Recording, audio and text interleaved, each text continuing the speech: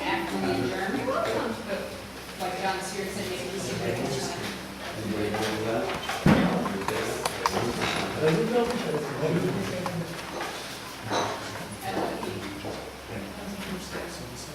John, I think we're good. Sorry. Okay, I'm sorry. Go next. Okay. Okay, see you later. See you later. Thanks, guys. Thank you. Thank you. Very careful.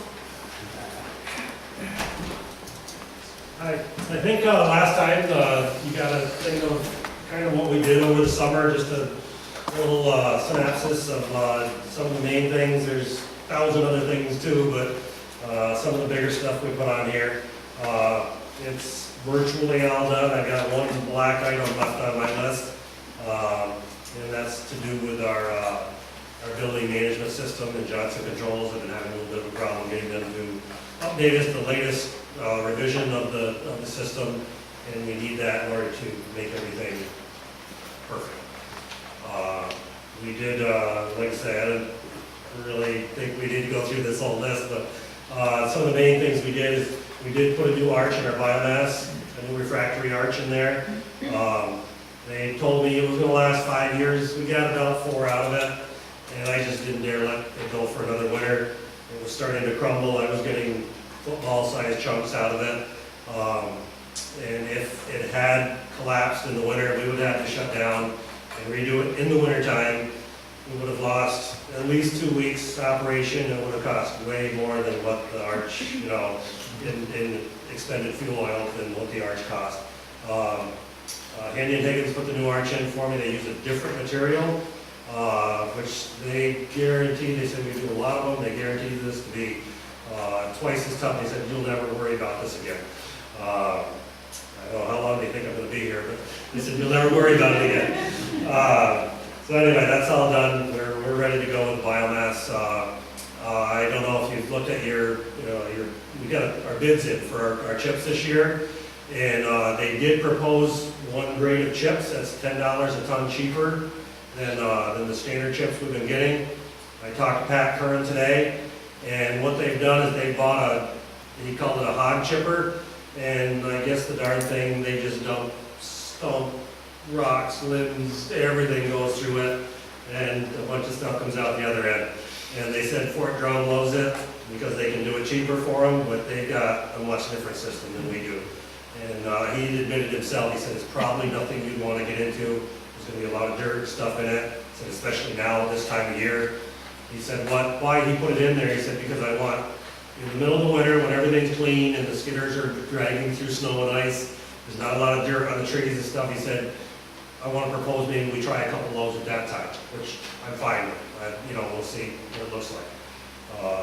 But anyway, even if we use that all year long, it's only about $4,500 in savings.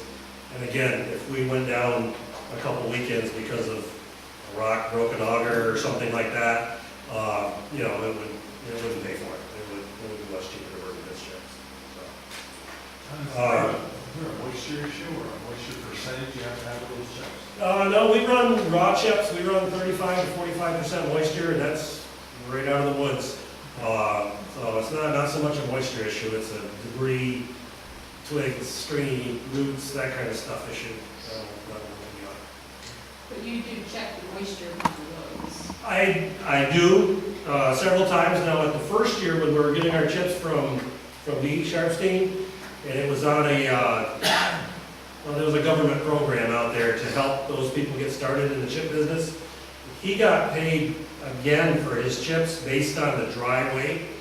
So that was very important. I took moisture readings every time to figure out the actual dry weight to get his extra reimbursement. But they don't do that on the regular chips, so I don't check every load. I just periodically will check some.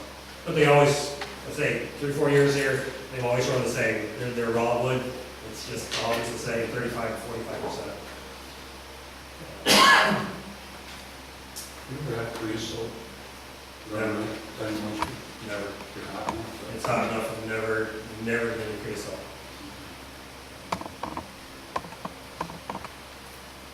Oh, I can't see anything, I guess. Like I say, if there's anything on that list you guys want to know about, we could talk about it, but it's basically, Not the same one every summer, but the same type of stuff every summer. We empty the rooms out, wax every tile floor in here, say shampoo all the rugs, wash all the windows, PM our filters and our heaters and oil them up, and our unit heaters and everything. This year I had to change some vanes in the biomass boiler. There's a rotary valve in there that's kind of an airlock valve. The vanes had kind of worn out. I changed those. We redo our parking lot stripes every year. We painted the entire upstairs elementary hallway. It was getting kind of brown and dark looking.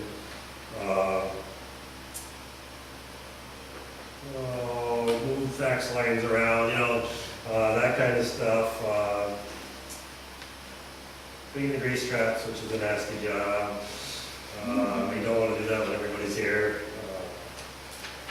Although, like Kate will tell you, we always come and pump the septic tanks out when the hot day, you have to have a number real quick. 2 days. Anyway, like I say, unless anybody's got some specific questions, we'll just keep busy over the summer. Feel like you're ready? I think we're about ready, yeah. Yeah, that's what telling Phil, I said, I kind of, I hope we're not ready next summer. That'll mean we're in the project and everything's going, but this year, it's pretty good. We're actually, I think, 3 or 4 days maybe ahead of schedule. But we got out early this year, too. The graduation was early, so that kind of moved everything a little bit. Quite a while ago, you talked to us about something the state called, complained about some drain. It was something, I can't remember what it was exactly. They was. did. You said, didn't you, it was gonna cost us a lot of money, and you said, I'll get back to you, and then never heard any more about it. So- Yeah, and it was, what it was is we had an EPA review, right? And the guy came and he asked a bunch of questions and this and that, and, where does your sewage go? And, into our tanks and then out into our leach, and he says, okay, and he writes down a bunch of notes, and a couple weeks later, I got a letter from the EPA saying that we may be, what did they call that? We may be operating an injection well. And I didn't really know what they meant by an injection well, but I guess an injection well is a leach field. That's just another name for it. So we are indeed operating an injection well. And they said that they wanted to check to make sure that the proper stuff was going into that, which they did. They sent another guy back with a little bottle of green dye and dumped it in various drains around and everything, and we separated our storm drains from our, sewage drains and roof drains and everything like that, and I never heard another word, so apparently they were happy with what they found. So hopefully we don't hear any more about that. Maybe we jinxed ourselves. Maybe, yeah. You know, make sure your snowshoes are going to your sanitaries or the rest of the. Right. Yeah, they just want to make sure that, they're really concerned about the bus garage, making sure we had those drains up there going in. They wanted those to go into the septic in case there was an oil leak or something that could be caught early and not go into our storm and out into the stream or something like that. They now separate the antifreeze from going into any of the drains. What do you mean? Fix the radiation. You have the antifreeze product, you can't catch it all. It all went into the drain and then out to the septic, they now have a way to catch all that. Well, they've got the trap there, Yeah. and I guess what their reasoning is unless you're dumping barrels down there, that the natural septic action will take care of the alcohol and stuff that's in the antifreeze, and because they were happy with where that went. The sludge that went through that trap first. I didn't tell John this yet. Last evening, there was a gentleman here, we were walking down the hallways looking for a student. And he works at the correctional facility, for 15 years, he's been in charge of the polishing floors with the inmates. He said, I want to meet the person that does these floors. So I told him the guy that does it is at least 80. He said, no way, no one can do those floors. So I gave him Malcolm's name, and he was going to contact him. Yeah. Because he said, I'm going to have him come and teach my inmates how to do it. He said, we have nothing but time, or we are. Is it hard wax or soft wax you put on It's a metal interlock. It's fairly hard. there? I'm I've had a couple people tell me lately that even though, like I say, it is a hard wax, that we could by burnishing, right now we don't have a burnishing. We don't have a version. But by burnishing, we could step up that hardness by 2 or 3 times and make it last even longer, maybe save the money a burnisher would cost in recoating the wax over 2 or 3 years. So I'm looking at some burnishers, maybe try one, maybe I'm thinking over Thanksgiving. The same outfit that sold us our scrubber machine, our floor scrubber, I'm sure he would let me try one if he thought he might sell it. So maybe get one for a try. You don't have any soft floors or sheet vinyl floors? No. Okay, just all VCT? All VCT or carpet. We are thinking about, in the new office thing out there, that little interior hallway, of putting in, and I don't know if you've seen it, the new rubberized vinyl tile like, LVT? is that what they call it? We've got a little piece of it there, and The advantage is you don't have to wax it. you don't have to wax it, it's quieter for people walking, and it kind of scares me a little bit, like to try in a classroom with them dragging desks around, but in a hallway like that, I think it'd be a good area. Probably would be better in a hallway than a classroom. Yeah, Because it is soft enough. you could dig it, it looks like to me, yeah. You gotta be careful dragging general cables. All right, yeah. What's that machine you're talking about? What is it? What's it doing? It's a burnisher. Right now we have scrubbers and strippers, and their standard speed's 175 RPM, spins the big pad. And there's a 2-speed one that'll go up to 300, but this burnisher will go like 1500 RPM, and it almost melts the wax and just smooths everything back together and gives it a really nice sheen, and it also like heat hardens it.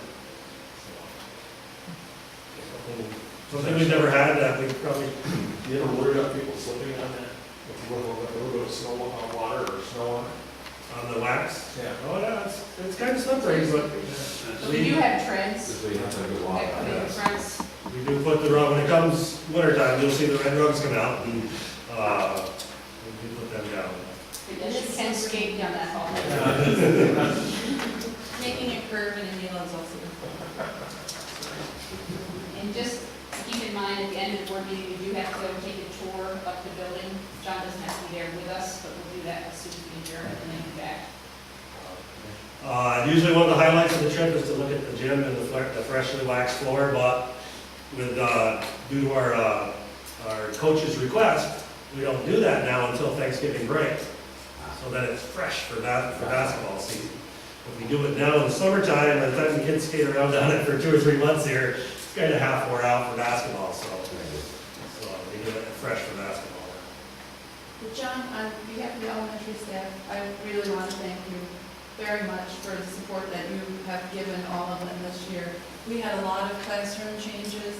We've also had changes within the classroom. We've had teachers who have been shopping around other people's classrooms, going down to 3 or 4, making special requests. And your whole staff has been so supportive, and they've seen things that they knew somebody wanted, and they whispered in their ear, and people have really gotten what they needed, and everyone's really happy. So I hope everybody's happy. they are, and we worked out some real issues about standard issue furniture in each room. It is hard to leave your room, and you can't always take everything that's in there. And it's been really great, and everyone who has come in has complimented the staff, and also they know and they feel that you guys are there to support them. So I think it's just a good feeling for them. So thank you very much. And I tell, my people that too every now and then, just to keep their spirits up, that that's why we're here, We wouldn't be here if it wasn't for our customers. And that's what everybody is the customer to us, and we appreciate the kind words too. It's nice to hear. Well, I just to put some numbers with it, I know at least in high school, 3 people who, and I know in elementary, I don't know how many teachers in 2, or was it 3? That's a lot of materials. 2.5. So, One moved and then moved in the back. midst of just regular fees, there was a lot of classroom shifting, so that takes a lot of time. A little extra Staff. time, yeah. And starting a new store. The furniture warehouse store. But that has worked out well, that was a good Yeah, idea. so wow. Ziggy's idea, very good. Amy, tell it because it's your baby. There's a lot of extra, like, kind of furniture floating around the building, and it just sometimes gets spread here, spread there, so, I asked this John's staff, if like when they found something extra, or and our staff, if they didn't want it, to we put it down in an empty classroom that we have currently, so that it would be a great kind of location, a holding tank until we disperse with the furniture to decide, you know. Amy and I've been down a few times to take a look at what's down there, just That's that how kind file cabinets. right, so, you know, just to, Teachers are now, they are Right. into it, and they're shopping too. Yeah, it's very nice, because there's no before, reason to we would, purchase new, we have materials. we would have to take it to the loading dock, and it would all be piled in one corner, you couldn't really see it, and it was just there, you know? This is much nicer. Good idea. Sounds to me you would be doing your staff at lunch. We got donuts, it was very nice, they brought us in donuts one day. So, You know, that sounds like the furniture warehouse, no. An hour of donuts. They're all little food out there, this is what can happen. Move the world. so, Yeah, okay, yeah, thank you very much. any questions on anything else, or? Thanks, Jen. Yeah, Okay, you got it. Thanks, Lon. okay, thank you.